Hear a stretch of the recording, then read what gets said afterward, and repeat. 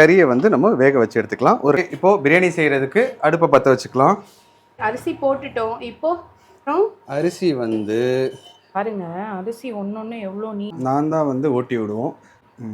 கொஞ்சம் பிரியாணி சரி. ஹலோ மக்களே, வெல்கம் டு நஸ்ருன் ஷவ்யூஸ். இன்னைக்கு நாங்கள் எங்கே இருக்கோம்னா என்னோட நாத்தனார் வீட்டில் இருக்கோம். அதாங்க பெரியகுளம் வரோன்னு சொல்லியிருந்தோம் இல்லையா? ஸோ பெரியகுளம்ல என்னோட நாத்தனார் வீட்டுக்கு வந்திருக்கோம். என்னோட ஹஸ்பண்ட் அவரோட தங்கச்சிக்கு ரொம்ப பிடிச்ச பிரியாணி செஞ்சு கொடுக்கணும்னு சொல்லி ஆசைப்பட்டாரு. ஸோ இன்னைக்கு நம்ம பார்க்க போகிறது சென்னை பிரியாணி. சென்னை பிரியாணியை கொண்டு வந்து பெரியகுளம்ல செய்ய போகிறோம். 2 kilo mutton biryani, 2 kilo basmati rice வச்சு மட்டன் பிரியாணி நம்ம செய்ய போகிறோம். இதை வந்து ஒரு கேஷுவலாக செய்ய போகிறோம். ஸோ போடும்போதே இன்க்ரீடியன்ஸ் என்னென்னன்றது நாங்கள் சொல்கிறோம். ஓகே, நம்ம வீடியோக்குள்ளே போகலாம். வீடியோக்குள்ளே போகிறதுக்கு முன்னாடி நம்ம சேனலை சப்ஸ்கிரைப் பண்ணுங்கள், கூடவே அந்த பெல் பட்டன் அமுக்குங்க. ஓகே, வாங்க வீடியோக்குள்ளே போகலாம். இப்போ மட்டனை வந்து நம்ம தனியாக வந்து வேக வச்சு எடுத்துக்க போகிறோம். ஸோ அதுக்கு 2 கிலோ மட்டனுக்கு வந்து ஒரு 2 டேபிள் ஸ்பூனு இஞ்சி பூண்டு பேஸ்ட்டு போட்டுக்கலாம். இப்போ இந்த கறிக்கு தேவையான உப்பு,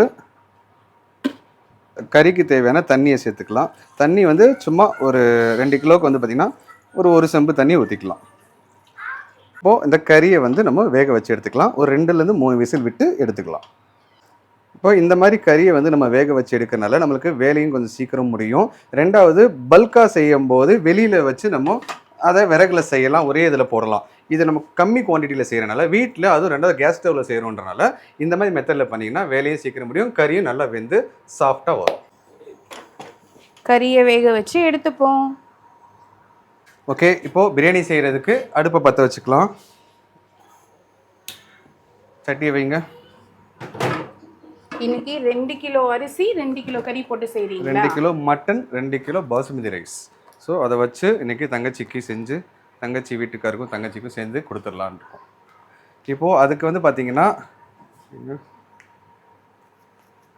கடல் எண்ணெய் நம்ம எப்பயுமே இப்போ சொன்ன மாதிரி தான் கடலெண்ணெய் தான் யூஸ் பண்ணுவோம். ஸோ இப்போ பார்த்தீங்கன்னா 350 கிராம் கடலெண்ணெய் சேர்த்துக்கலாம் 2 கிலோவுக்கு. ஏன்னு பார்த்தீங்கன்னா மட்டனில் வந்து கொழுப்பு இருக்கும். ஸோ அதனால் நம்ம 50 கிராம் குறைச்சி இதை சேர்த்துக்கலாம். நீங்கள் கொழுப்பு கறியாக வாங்கும்போது கொஞ்சம் எண்ணெயை வந்து கம்மி பண்ணிக்கோங்க. எண்ணெயும் அதே அளவு போட்டு கொழுப்பு கறியாக போட்டிங்கன்னா கொஞ்சம் அந்த ஆயிலி தன்மை வந்து ரொம்ப அதிகமாகிடும். ஸோ அதனால் எண்ணெய் கொஞ்சம் கம்மி பண்ணிக்கோங்க. கறியை வச்சு இருக்குது. இப்போ மட்டனில் வந்து ட்ரை கறியும் கிடைக்கும். அதில் வந்து கொழுப்பு இல்லைன்னா நீங்கள் எப்பயும் சேர்க்குற மாதிரி நம்ம 400 கிராம் சேர்த்துக்கலாம். கிலோவுக்கு 200, 2 கிலோக்கு 400. கொழுப்பாக இருந்துச்சுன்னா 50 கிராம் குறைச்சிக்கோங்க. இப்போது 1 கிலோவுக்கு 2 கிராம் கணக்கில் 2 கிலோவுக்கு 4 கிராம் பட்டை, 4 கிராம் லவங்கம், 4 கிராம் ஏலக்காய், இதை இப்போ ஆட் பண்ணிக்கலாம். உடனே ஆட் பண்ண கையோட வெங்காயத்தை ஆட் பண்ணிக்கலாம். வெங்காயம் பார்த்தீங்கன்னா 1 கிலோவுக்கு 500, 2 கிலோவுக்கு 1 கிலோ ஆட் பண்ணிக்கலாம். நல்லா நைஸாக கட் பண்ணிவிட்டு அதை ஆட் பண்ணிக்கலாம். வெங்காயம் போட்டாச்சு, உப்பு போடலாங்களா? வெங்காயம் போட்டு இப்போ உப்பு சேர்த்துக்கலாம். நம்ம எப்பயும் சொல்கிற மாதிரி தான் இந்த வெங்காயம் கொஞ்சம் சீக்கிரம் வதங்கி வர்றதுக்கு நம்ம உப்பு சேர்த்துக்கலாம். உப்பு சேர்க்கும்போது கொஞ்சம் பார்த்து சேர்த்துக்கோங்க. ஃபஸ்ட்டு நம்ம கறிக்கும் போட்டிருக்கோம், இதுலேயும் போடுவோம், ஃபைனல் டச்லையும் போடுவோம்.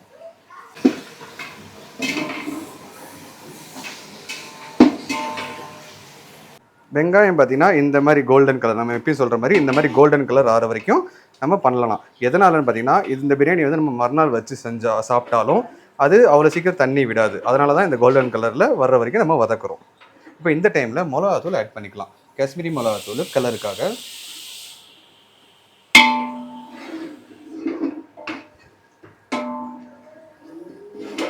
புதினா பார்த்தீங்கன்னா நான் சொல்கிற மாதிரி 1 கிலோவுக்கு இந்த அளவு ஒரு கை, ஒரு பஞ்ச்.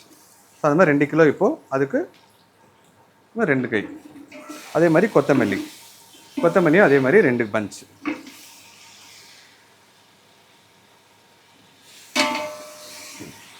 இப்போது கொத்தமல்லி புதினா சேர்த்தோம். பச்சை மிளகா ஆட் பண்ணிக்கலாம். பச்சை மிளகா பார்த்தீங்கன்னா கிலோவுக்கு ஒரு 4, அந்த மாதிரி 2 கிலோவுக்கு ஒரு 8 பீஸ். உங்களுக்கு காரம் அதிகமாக தேவைப்பட்டுச்சுன்னா அதிகமாக சேர்த்துக்கலாம் இல்லைங்களா? ஆமாம், உங்கள் காரத்துக்கு ஏற்ற மாதிரி. ஸோ இது வந்து நம்ம ஆட் பண்ணுறது பார்த்தீங்கன்னா எல்லாருக்குமே ஈவனாக இருக்கும். எல்லாருக்குமே அந்த காரம்ன்றது தெரியாது, ஆவரேஜாக இருக்கும். எல்லாருமே சாப்பிட்லாம். அதில் அப்படியே சேர்த்தக்க விட தக்காளி ஆட் பண்ணிக்கலாம். தக்காளி பார்த்தீங்கன்னா 400 கிராம் 1 கிலோவுக்கு, 2 கிலோவுக்கு 800 கிராம் ஆட் பண்ணியிருக்கோம். எல்லாமே வந்து மசாலா வந்து நம்ம ஒன்று பை ஆர்டராக பின்னாடி போடணும். ஒரே சாட்டில் போட்டால் அது ஒரு டேஸ்ட்டாக இருக்கும். இப்படி செய்யும்போது ஒன்று நல்லா வெந்து வரும். அப்போ டேஸ்ட் நம்மளுக்கு சாப்பிடும்போது நல்லா இருக்கும். எல்லாத்தையும் ஒன்றா போட்டிங்கன்னா நம்ம பேச்சுலர் பிரியாணி வந்துடும். இப்படி செஞ்சீங்கன்னா தான் நம்ம சென்னை பிரியாணி உங்களுக்கு கிடைக்கும். சென்னை பிரியாணியை கொண்டு வந்து தேனி டிஸ்ட்ரிக்டில் செய்கிறோம், அப்படி தானே? ஆமாம். இதை எடுத்துகிட்டு போய் கொடைக்கானலில் செய்யலான்னு பார்த்தோம். இப்பதான் கொடைக்கானல் போகணும்னா பாஸ் ஆக்கிட்டாங்களே. க்ரௌடாக இருக்கும் அங்கே போனால். ஆமா. ஒரு நாள் அதையும் பிளான் இருக்குது. ஸோ அதை வந்து நம்ம இந்த சீசன்லாம் முடிஞ்சக்கப்புறம் இப்போ மே மந்த் முடிஞ்சக்கப்புறம் நம்ம செய்யலாம். அது அரிசி வந்து கரெக்டாக ஒரு 20 நிமிஷம் ஊறினா போதும். அந்த டைம் கனெக்ட் பண்ணி நீங்கள் அந்த டைமில் நம்ம ஊற வச்சுக்கலாம். என்ன அரிசி யூஸ் பண்ணியிருக்கிறீங்க? இப்போ பாஸ்மதி யூனிட்டி அரிசி யூஸ் பண்ணியிருக்கோம். நீங்கள் பிரியாணிக்கு எந்த ரைஸ் வந்து அடிக்கடி யூஸ் பண்ணுவீங்க? அது ஆக்சுவலாக பார்த்தீங்கன்னா ஃபங்க்ஷன் அப்படின்னா யூனிட்டி தான் செய்வோம். வீட்டில் இல்லை ரிலேஷன்ஸ் யாராவது வரும்போது குவான்டிட்டி கம்மியாக செய்யும்போது கிளாசிக் செய்யலாம். இந்தியா கேட் கிளாசிக் அது நல்லாயிருக்கும். அது யூனிட்டி இல்லாட்டினா கிளாசிக் இல்லைங்களா? ஆமாம், நல்லா லென்த்தியாக வரும், பார்க்கவும் சூப்பராக இருக்கும், டேஸ்ட்டும் நல்லாயிருக்கும். அது தக்காளி வந்து ஒரு 40% வதங்கி வந்துருச்சு. இந்த டைமில் நம்ம இஞ்சி பூண்டு பேஸ்ட்டு சேர்த்துக்கலாம். ஏன் இந்த டைமில் சேர்க்குறோம் இஞ்சி பூண்டு பேஸ்ட்டுனா, தக்காளி போட்டு நம்ம கொஞ்சம் நேரம் ரொம்ப கொஞ்சம் இது பண்ணாதான், ஃப்ரை பண்ணாதான் டேஸ்ட் நல்லா வரும். ஸோ இதையும் நம்ம சேர்த்து போட்டோம் அப்படின்னா கீழே அடிப்பிடிக்கும். சில பேருக்கு வந்து சட்டி வந்து கீழே வந்து பாட்டம் வந்து திக்காக இருந்துச்சுன்னா நீங்கள் முன்னாடியே சேர்த்துக்கலாம். சில பேர் வீட்டில் வந்து திக்னஸ் கம்மியாக இருக்கும். அப்போது அதனால் தக்காளி கொஞ்சம் ஒரு 50% வதங்கினதுக்கப்புறம் நம்ம இஞ்சி பூண்டு பேஸ்ட்டு சேர்த்துக்கலாம். தயிர் வந்து 2 கிலோவுக்கு 400 தயிர் சேர்த்துக்கோங்க. கொஞ்சம் கெட்டியான தயிராக சேர்த்துக்கோங்க.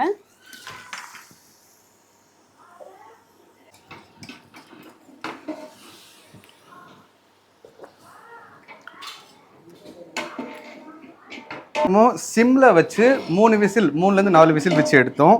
இப்போ பார்த்தீங்கன்னா ஒரு 70% வெந்திருக்கும். இது பார்த்தீங்கன்னா தெரியும். இப்போ இந்த மாதிரி 70% வெந்திருக்கும். இந்த டைமில் இதை எடுத்து நம்ம இதில் ஆட் பண்ணிக்கலாம். இப்போவே இதை ஆட் பண்ணும்போது இதில் மசாலா நல்லா பிடிச்சி கறியில் இறங்கி டேஸ்ட் நல்லா வரும். மட்டனை பார்க்கையிலே அப்படியே சாப்பிடணும் போல இருக்குல்ல. சூப்பராக இருக்குது பாருங்க மட்டன். இதில் தானே உப்பு கறி அப்படியே வேக வச்சுட்டு உப்பு கறி செய்வாங்க இல்லையா? ஆமாம் ஆமாம், அதே மாதிரி இப்போ வெந்திருக்கு. அப்படியே கூட எடுத்து சாப்பிடலாம் போல இருக்கு. அப்படி இருக்கு. மறந்துடாதீங்க, சிம்மில் வச்சு வேக விடணும். அப்போ தான் கறி நல்ல பூவாக வேகும். சிம்மில் வச்சு ஒரு 3லேருந்து 4 விசில் கறியை வச்சு பார்த்துக்கோங்க. கறி இளங்கறியாக இருந்துச்சுன்னா 3 விசில், கொஞ்சம் ரஃபான கறியாக உங்களுக்கு கிடச்சிதுன்னா 4 to 5 வச்சு சிம்மில் வச்சு பண்ணுங்கள். ஆனால் சிம்மில் வைங்க. எப்பயுமே ஸ்பீடாக வச்சிங்கன்னா கறி வந்து இறுகிக்கும். இப்போ கறி நம்ம போட்டோம். கறி போட்டு ஒரு 10 நிமிஷம் அப்படியே சிம்மில் இருந்துச்சு. இந்த டைமில் தண்ணி ஆட் பண்ணிக்கலாம். தண்ணி பார்த்திங்கன்னா 1க்கு 1.5 அந்த கணக்கில். ஸோ இது வந்து நம்ம 5 உலக்கு வந்து 7.5 படி தண்ணி வந்து நாங்கள் இப்போ மிக்ஸ் பண்ணியிருக்கோம். இதில் இன்னொன்று பார்த்தீங்கன்னா நம்ம கறி நம்ம ஃபஸ்ட்டு வேக வச்சோம் பார்த்தீங்களா, அந்த தண்ணியும் இதில் மெஷர்மெண்ட்டில் வந்துடணும். புரியுதுங்களா? அதாவது நம்ம அந்த வேக வச்சதை அந்த தண்ணியை ஃபஸ்ட்டு அளந்துக்கோங்க.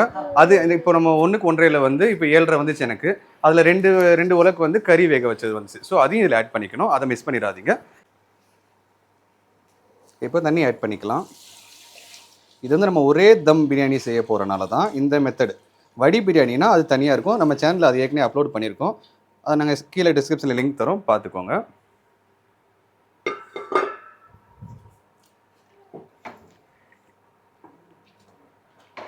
இப்போ தண்ணி ஆட் பண்ணிட்டு ஃப்ளேமை வந்து கொஞ்சம் ஹையில் வச்சு ஒரு கொதி வர வரைக்கும் நம்ம வெயிட் பண்ணலாம். ஓகே, இப்போது 5 நிமிஷம் ஆச்சு. இந்த டைமில் ஓப்பன் பண்ணி பார்க்கலாம். தண்ணி பார்த்தீங்களா நல்லா கொதிச்சு வந்துருச்சு. இந்த டைமில் அரிசியை ஆட் பண்ணிக்கலாம். தண்ணியும் கொதிச்சிருச்சு. தண்ணி அரிசியை ஆட் பண்ணுங்க. குயிக். ஓப்பன் பண்ணோன்னே ஸ்மெல்லு அட்டகாசமாக இருக்குது. மட்டன் பிரியாணினாலே அந்த ஸ்மெல்லு தான். ஒருவேளை இன்னைக்கு சமைக்கும் போது நீங்கள் எக்ஸ்ட்ரா லவ்வோடு சமைக்கிறனால இவ்வளோ ஸ்மெல் வருது. ஆமாம், சிஸ்டர் லவ்ன்றனால அப்படி இருக்கும் போல இருக்கு. அப்போ எனக்கு சமைக்கும் போது அந்த ஸ்மெல்லு வரலையேப்பா? அது வேற லவ்.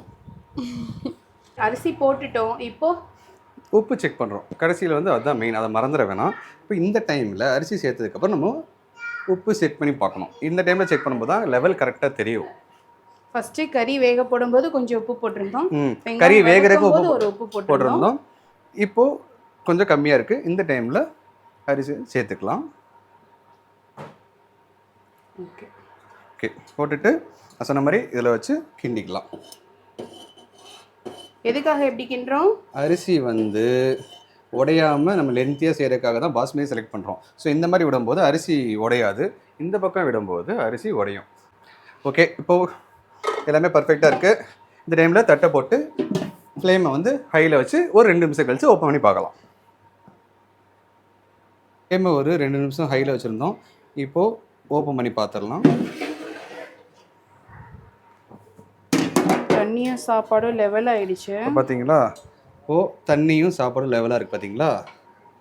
இப்போ கரெக்டாக இருக்கு பாருங்கள். ஸோ இது வந்து தண்ணி கரெக்டாக இருக்குன்னு அர்த்தம். இந்த டைமில் ஃப்ளேமை சிம்மில் வச்சுட்டு ஒரு 15 நிமிஷத்துக்கு தம் வைக்கலாம். ஸோ கீழே இப்போ தம் வைக்கிறதுக்கு இந்த மாதிரி உங்கள் வீட்டில் தோசைக்கல் எதாவது இருந்துச்சுன்னா கீழே வச்சு தம் வைங்க. இல்லைனா சென்டரில், இது நம்ம அடுப்புன்றனால சென்டரில் வந்து அடி பிடிச்சி டேஸ்ட் மாறிடும். ஸோ இந்த மாதிரி வச்சு சிம்மில் வச்சு அதுக்கு மேலே நம்ம டேக்ஸாக வச்சிடலாம். இப்போ ஒரு 15 நிமிஷத்துக்கு அப்படியே தம்மில் விட்டுறலாம். 20 நிமிஷம் அப்படியே நம்ம தம் வச்சோம். இந்த மாதிரி மேலே தண்ணி வெயிட் வச்சு இப்போ ஓப்பன் பண்ணி பார்க்கலாம்.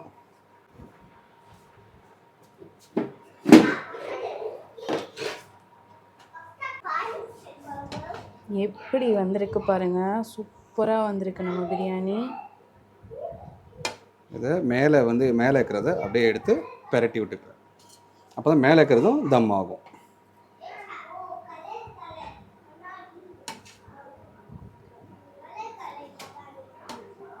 ஓகே, அவ்வளோதான். நம்ம மட்டன் பிரியாணி ரெடி.